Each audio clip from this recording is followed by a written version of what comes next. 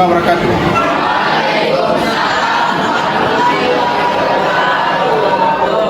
Baik, sebelum kita silakan ada berkasih. Bersedia. Beri salam. Assalamualaikum warahmatullahi wabarakatuh. Assalamualaikum warahmatullahi wabarakatuh. Duduk.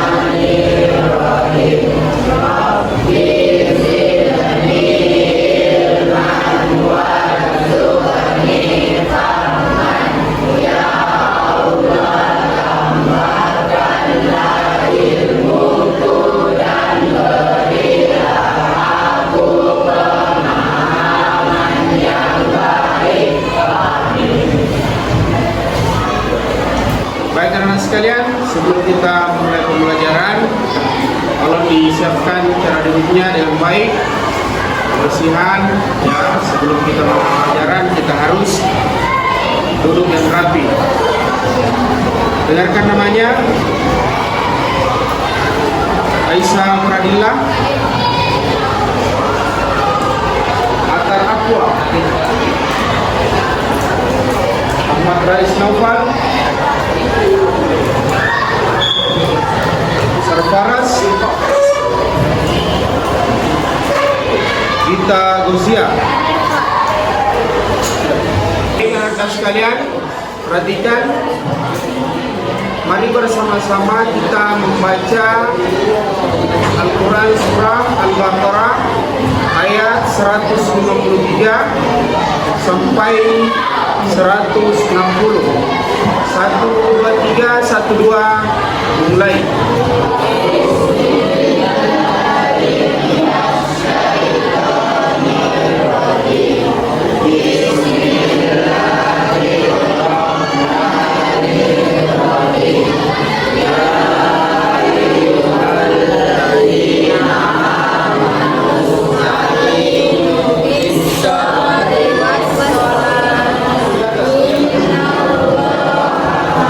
Sekalian, pertemuan kita hari ini kita akan membahas, ya, tujuan pembelajaran kita adalah peserta didik dapat menunjukkan etika dan adab yang harus diperhatikan selama pelaksanaan sholat jenazah.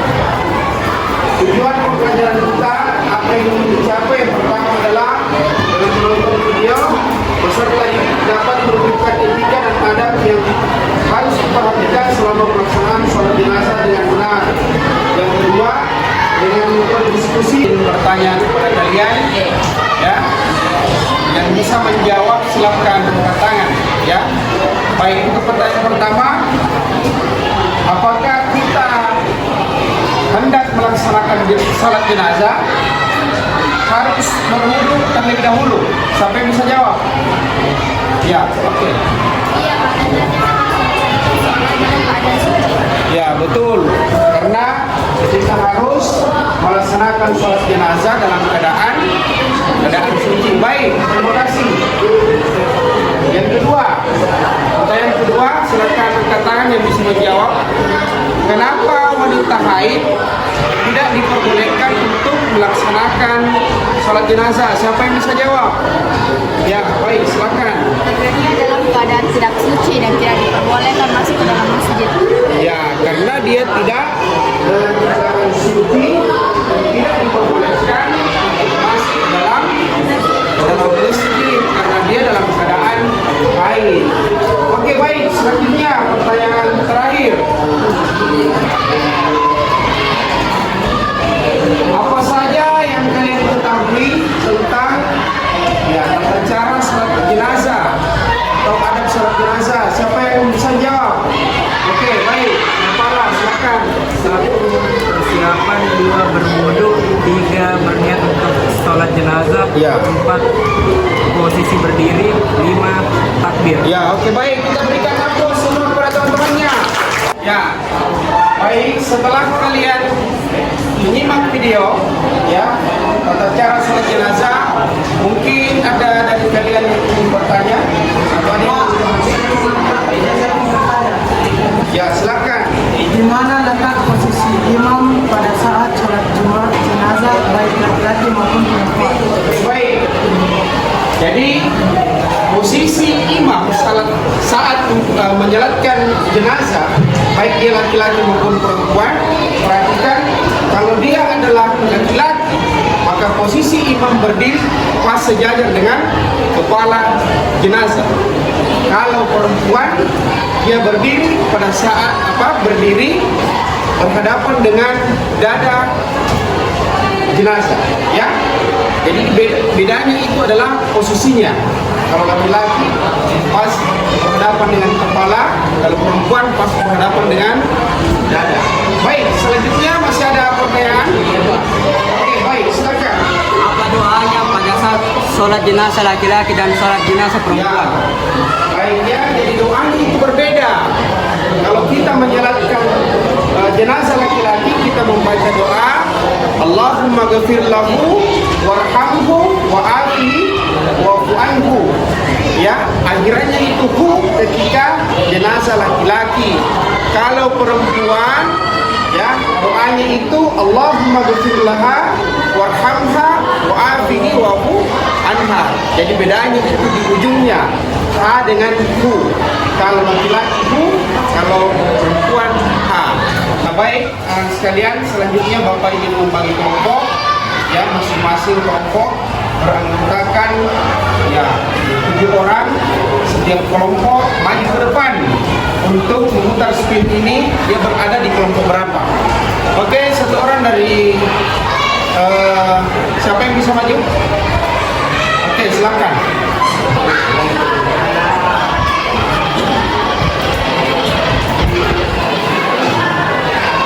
Ya, diulang lagi kembali.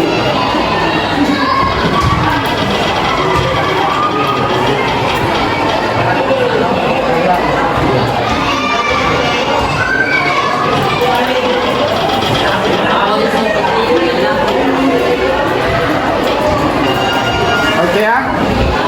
Baik. Kan nama kelompoknya? Silakan. Oke, kelompok surah Al-Baqarah. Selanjutnya kelompok surah Al-Maun. Bagus. Siapa lagi? Kelompok ini kelompok surah Al-Imran. Selanjutnya ya, kelompok surah An-Naba. Baik, selanjutnya anak-anak sekalian, kita akan mengerjakan suatu permasalahan, ya. Jadi masing-masing perwakilan dari kelompok untuk mengambil dalam box ini problem card, ya. Problem card itu nantinya kalian akan membuka secara bersamaan, ya. Untuk kelompok surah Al-Baqarah, siapa yang maju depan? Silakan ambil. Maju 1 orang.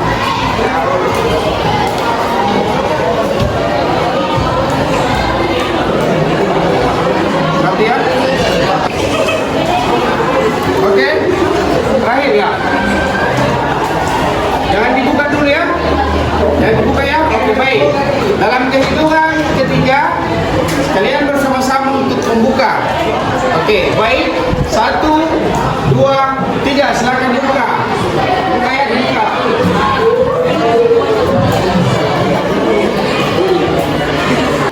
Baik, setelah kalian mengambil kertas dalam box yang berisikan problem atau suatu permasalahan yang ingin kita pecahkan, ini mungkin ada dari kelompok lain yang ingin membacakan permasalahan apa yang pernah terjadi yang dialami. Ada yang bisa? Oke, baik. Beberapa orang terlihat tidak peduli dengan kesedihan keluarga yang ditinggal. Ya, banyaknya ya orang yang tidak peduli. Baik ya, anak-anak sekalian.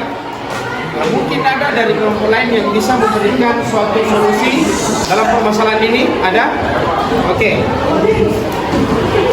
Banyak orang yang tidak menyadari bahwa dirinya akan mati. Tidak menyadari terhadap ya kehidupannya bahwa dia akan mati. Oke, baik. Selanjutnya problem yang kedua, ada yang bisa memberikan suatu masukan? Ada? Ya, oke, baik. Silakan. Karena dia tidak akan pernah sadari akan dirinya bahwa dia akan mati Ya. dan hanya mementingkan kepentingan dirinya dan dunianya. Oke, baik. Terima kasih. Kita berikan aplaus dulu untuk temannya. Baik, anak-anak sekalian, kembali diperhatikan untuk pembelajaran kita hari ini. Bapak rasa sudah cukup. Semoga kalian mampu memahami ya pengertian sholat jenazah, tata cara sholat jenazah, dan telah memberikan suatu solusi terhadap permasalahan-permasalahan yang pernah kita alami, bahkan pernah kita lakukan. Ya, semoga dengan memahami materi ini kalian bisa, kita semua ini bisa yang mengambil suatu pembelajaran ya. Kenapa anak sekalian? Ya, karena dalam hadis Rasulullah SAW yaitu siapa yang mengiringi salat jenazah, mengiringi jenazah mulai dari dia meninggal dunia sampai kita menyaksikan, sampai kita mengiringi sampai melaksanakan salat jenazah, sampai dimakamkan, maka Rasulullah itu menyebutkan orang yang melaksanakan salat jenazah maka dia akan mendapatkan pahala 1 qiraat. Dan barang siapa yang menyelesaikan sampai selesai maka dia akan mendapatkan pahala seperti 2 qiraat. Sahabat bertanya, apa itu qiraat, Pak? Apa itu qiraat, wahai Rasulullah? Ya, qiraat itu seperti gunung Uhud, ya, pahalanya itu seperti gunung Uhud. Baik anak-anak sekalian, ya mungkin cukup dari Bapak. Semoga kita semua mendapatkan keberkahan dalam pembelajaran ini. Sekian dan terima kasih atas perhatiannya. Mari bersama-sama kita menutup pembelajaran ini dengan membaca doa kepada majelis. Silakan 1, 2, 3, 1, 2, mulai.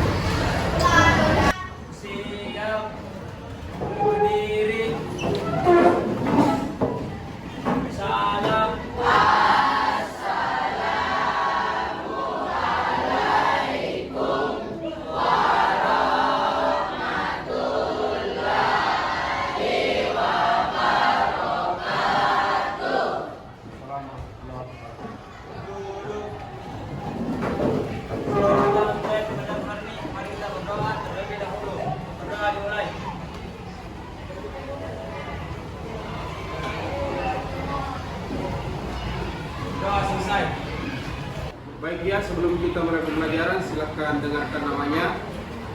Bapak mau absen dulu. Almira, Hadir Pak. Nafiza Seris, Hadir Pak. Siti Hanifah, Hadir Pak. Maswan, Hadir Pak. Muhammad Ataya, Hadir Pak. Farel, Raden, Hadir Pak. Hidayatullah, Hadir Pak. Hamdan. Hadir Pak. Baik anak sekalian, apakah kalian sudah siap menerima materi hari ini? Baik ya, kita kembali mengulang pembelajaran yang lalu bahwa kita beriman kepada kitab-kitab Allah Subhanahu wa taala terdapat dalam Quran surah Al-Baqarah pada ayat kedua sampai 4. Itulah nanti yang kita akan hafalkan bersama. Baik. Dalam materi ini anak sekalian kita akan membahas tentang pengertian kepada iman kitab Allah dan nakli iman kepada kitab-kitab Allah, macam-macam kitab Allah dan bahasanya. Baik, Bapak ingin bertanya kepada kalian, beriman kepada kitab-kitab Allah itu adalah bagaimana yang keberapa? Siapa yang bisa jawab? Kitab Allah ya, siapa? Ya, ya. Beriman yang pertama, beriman kepada Allah, beriman kepada beriman kepada malaikat, yang ketiga beriman kepada kitab-kitab Allah. Beriman kepada kitab-kitab Allah berarti kita meyakini dan mengimani bahwa kitab-kitab Allah itu ada, ya. Nah, siapa yang tahu kitab-kitab Allah itu ada berapa? Berapa? Ya, pertama. Zabur, Ya. Zabur, Taurat, Injil, sama Quran. Oke, baik. Baik anak sekalian, terkait gambar yang Bapak kirim, silakan kalian amati apakah ada yang bisa memberikan responden kembali Saya, tentang. Pak. Oke, baik. Dalam surat Al-Baqarah ayat 2 sampai 4 itu menjelaskan tentang turunnya Al-Quran dan tidak ada keraguan di dalamnya. Ya, baik. Jadi dalam ayat ini menjelaskan bahwa Al-Quran itu tidak ada keraguan di dalamnya dan membenarkan kitab-kitab sebelumnya. Baik anak sekalian, sebelum kita memahami ayat tersebut, Bapak akan membaca ayat tersebut, yaitu Quran surah Al-Baqarah ayat kedua sampai keempat. Auzubillahiminasyaitonirrajim. Bismillahirrahmanirrahim. Zalikal kitabu la raiba fihi hudan lil muttaqin allazina yu'minuna bil ghaibi wa yuqimuna as-salata wa mimma razaqnahum yunfiqun wallazina yu'minuna bima unzila ilaika wa ma unzila min qablik wa bil akhirati hum yuqinun. Ya, jadi dalam ayat ini dan sekalian yang akan dinilai adalah bagaimana pengucapan maharijul huruf, mengucapkan ya hukum bacaan yang ada dalam ayat ini. Bukan hanya sekedar membaca, tetapi harus mengetahui hukum bacaannya. Paham ya? Oke, baik. Baik teman-teman sekalian, mari bersama-sama kita membaca Quran surah Al-Baqarah ayat kedua sampai keempat. 1, 2, 3, 1, 2, dimulai.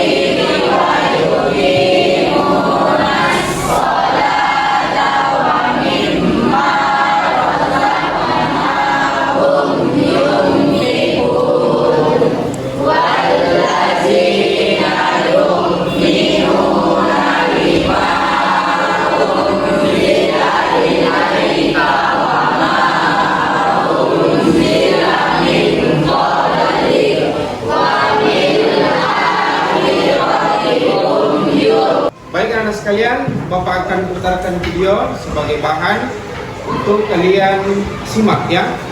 Silakan simak dengan baik.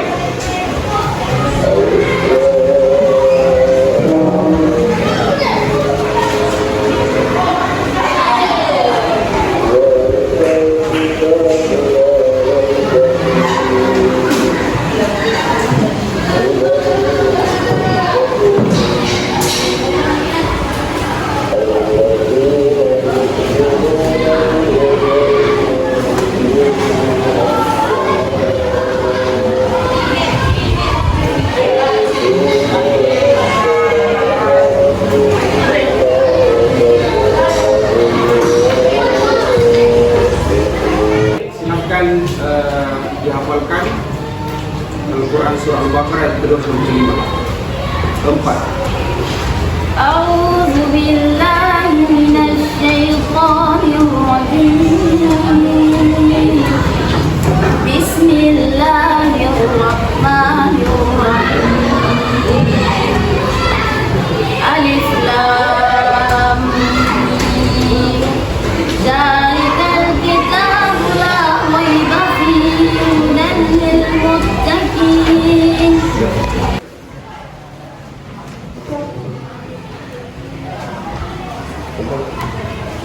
Baik ya, silakan isi lembar kerja yang Bapak bagikan. Kita akan melihat ya untuk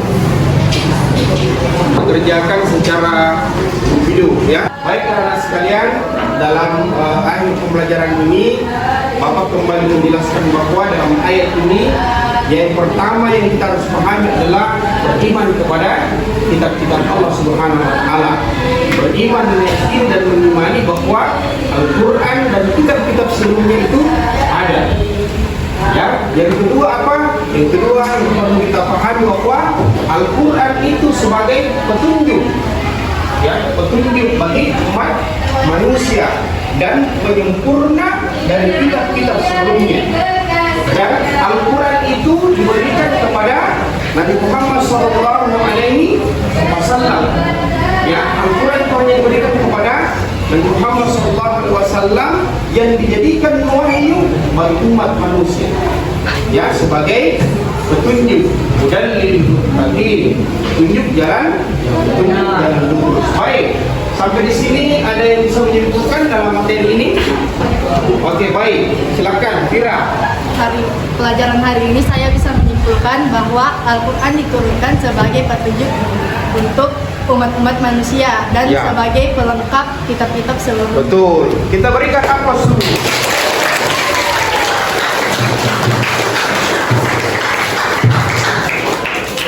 Baik anak sekalian, terima kasih untuk pembelajaran hari ini.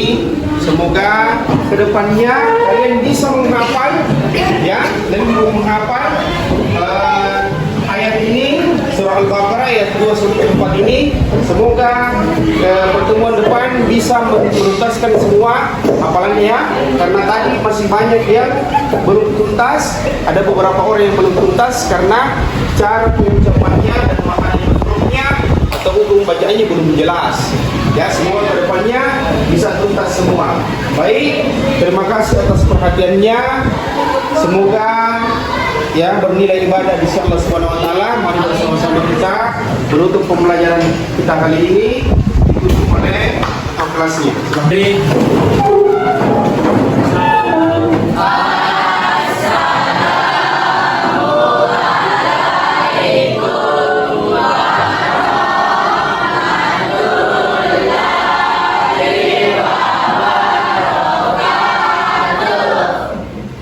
Assalamualaikum warahmatullahi wabarakatuh. Kita mengakhiri pembelajaran ini, mari kita berdoa terlebih dahulu. Berdoa dimulai. Bismillah.